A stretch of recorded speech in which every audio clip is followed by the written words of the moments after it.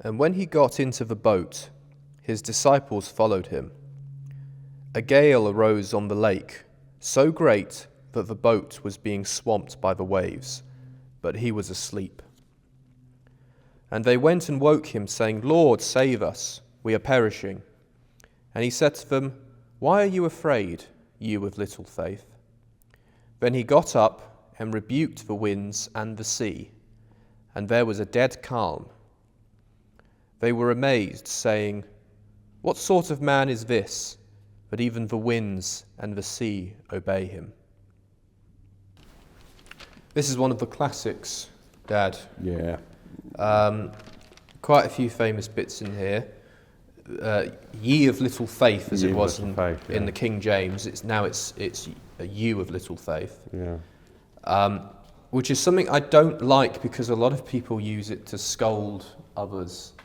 Yeah, they use it completely out of Ye of context. little faith. In other words, oh, you're not believing what I'm telling you. Yeah, and Yeah. I've had someone say it to me in reference to not buying into something. I was discussing the Shroud of Turin, and it's a debated thing. There's evidence that's come back that it is actually real, but it was discredited for a long time. That's right, yeah. And I hadn't heard the new information, it was very new. Yeah. And someone said to me, "Oh, ye of little faith." And It's like, condescending. yeah, It's and I was quite just like, rude. why? That's very rude, actually. Yeah, but it's a little thing, but Yeah. being English, you're hypersensitive to those little put downs. Yeah. But, no, it is. It's condescending and rude. but it's like, it's not anyone saying it, it's the Son of God. And also, Yeah. it's obvious to us now that he's the Son of God with this whole text that's in front of us. But at the end here, they're questioning what sort of man he is, that even the wind and the sea obey him. Because the disciples themselves were still waking up to the fact that he was actually the Messiah. He's not just a prophet. No, this is mid-process. Yeah, they're going, whoa. Like, we've seen him do a few healing things, but other prophets have been able to heal people. Now he's commanding nature itself, and it's like, oh.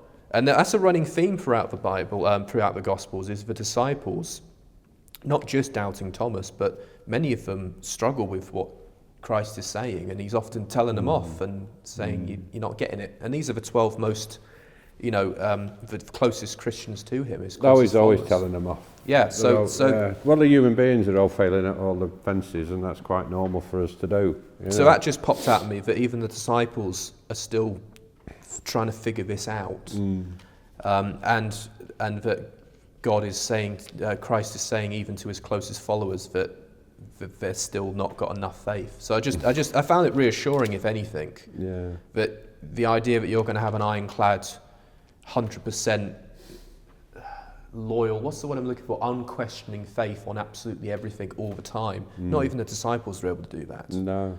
So I liked that, but it's a classic story. I think we could talk about it for days. What did you see in it?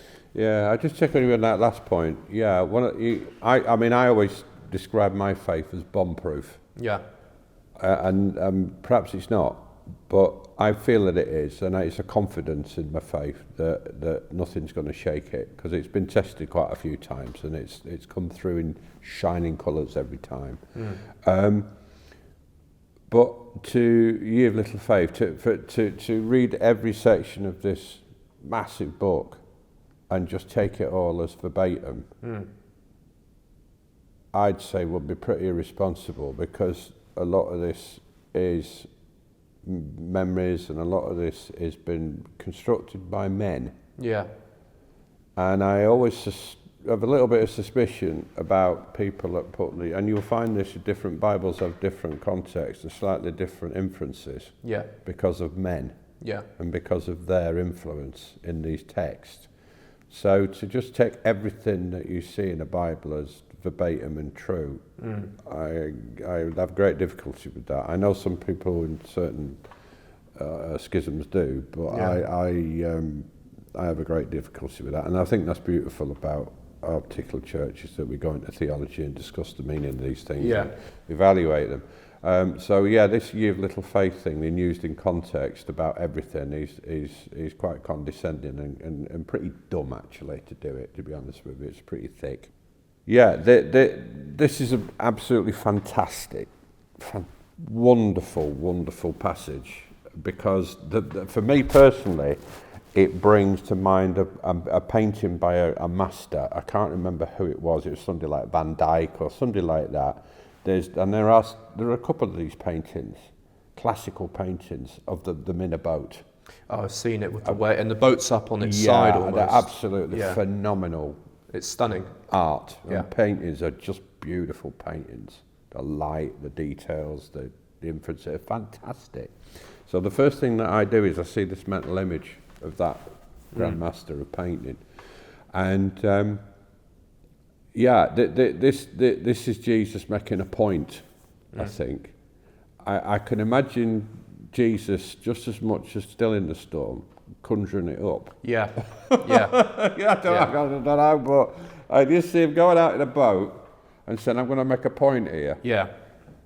He fast asleep. He might not have been fast asleep. He might have sort of pretended he's fast asleep and conjured up this storm. This lot are all going bananas in it because they think they're all going to die, which these boats, nobody had life jackets and they didn't have the RNLI with self-rotating boats. If you went out in a storm in the Sea of Galilee, you're dead. Yeah. You know, you'd never be seen again. And so this is real major, we're all dead stuff, you know. And then, of course, they wake him up and thinking, he's just done these, but is there something they can do to help us out, you know? And so he's wake him up and he sort of might pretend to come to sleep. Oh, you little face, you know. Then he stops, says a few words, he stops. I think what he's doing is he's making a point. Yeah. He's making a couple of points. One is that he's the Son of God and he has control over almost everything, you know, which you'd expect a divine Son of God to be. Yeah. So he can control the waves, he can control the sea, he can control the wind. He doesn't do that on a regular basis because obviously it would be a bad thing to do. But in this case, in this audience, he's instantly confirmed that he is the Son of God without a shadow of a doubt. He's the Son of God. Nothing else could do this other than the divine force. And the other point that he's making, I guess, is that if you have faith in me, you should never worry about anything. And that comes up, I think, quite a few times that I've seen. And even if you're facing death, don't be frightened because God's with you and Jesus is there. And you think, well, what's that mean? Is he going to save me? Am I not going to die? No, it doesn't. It means that God will be with you during this process and everything will be good. Yeah. Now, you've got to have faith to get that. Yeah. You've got to have faith to understand that that's a good thing, that even if you do die, you'll be fine. You'll be absolutely fine. And that is part of your faith that you've got to have. But I think that's what he's saying here, is you've got to have faith in me, whatever. And if you have faith in me, whatever, you will be all right. And he's proving the fact that you will be all right in a very practical way. Yeah. You know. Yeah, it's a good point in that, because it is a hard pill to swallow. It's like, hold on a minute, what if I'm dying of cancer or you know, someone's coming in my house with a gun? I'm just supposed to, you know, I'm going to be that ye of little faith person, quite reasonably. You're right, it does take a level of faith to buy into that. Even with me, I struggle with that. But the point you made there of even if you die, it's all right, because of course we believe in an afterlife and that's going to be okay on the other side. I'll tell you something personal. And you've got to be careful about. I've got to be careful about where I say it because it's not big-headed. It's not going to sound big-headed or anything like that. This is an absolute. It's the truth, but it's not big-headed. I'm not frightened of dying, and there's only one reason I'm not frightened of dying, and that's because I know I'm going to be with God. Yeah, I'm going to be somewhere, and I'm going to be in peace and happy. I'd be sad about leaving the people, but will I? Will I be in a place where I'm not sad about leaving the people?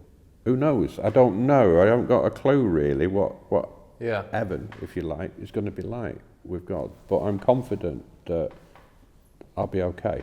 Yeah.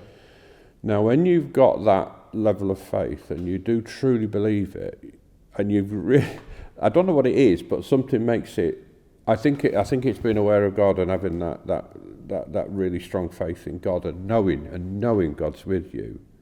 You know you're going to be all right. So when I was, I think it's happened to me a couple of times where I've nearly died in hospital. One of them was when I had a badly infected hip and I ended up in intensive care. And the other one was at the beginning of this year when I had those big blood clots in my lungs. Yeah. And I was 50-50 whether I was going to get through it all. And I remember, passing on details to your mum about bank account numbers and stuff like that. So preparing for death. And remembering that I wasn't frightened at all.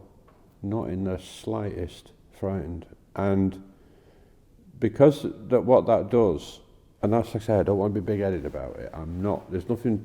It's not anybody. I think anybody can do this once they've got a level of faith that convinces you. This is why you get these stories of people of priests on battlefields walking through bombshells and stuff like that. Because if they get hit and they're blown up, okay, but it's not the end of the world, just the end of that particular phase of your earthly life. And what it does is not only does it help you overcome situations of like in a boat, if you're going to die, if you really do know you're going to die. If I was in an aeroplane and it was on fire and the wings coming off and I knew I was going to die, I wouldn't be panicking, screaming and shouting. I'd be contemplating, the event, and I'm sure I would. And it was like that when I was in hospital. I wasn't starting to panic, but I'm going to die, I'm going to die. It was like this calmness of being almost being in control, and also in that respect, losing the fear of death allows you to concentrate on other things more clearly. So you tend to lose that human element of self-preservation, if you like. Yeah. It's still with you. Don't get me wrong. You're not going to sort of sit there and let a car run over you and stuff, But it allows you to concentrate on other things more clearly. Yeah. But it is a very powerful advantage that comes from having a strong faith with God.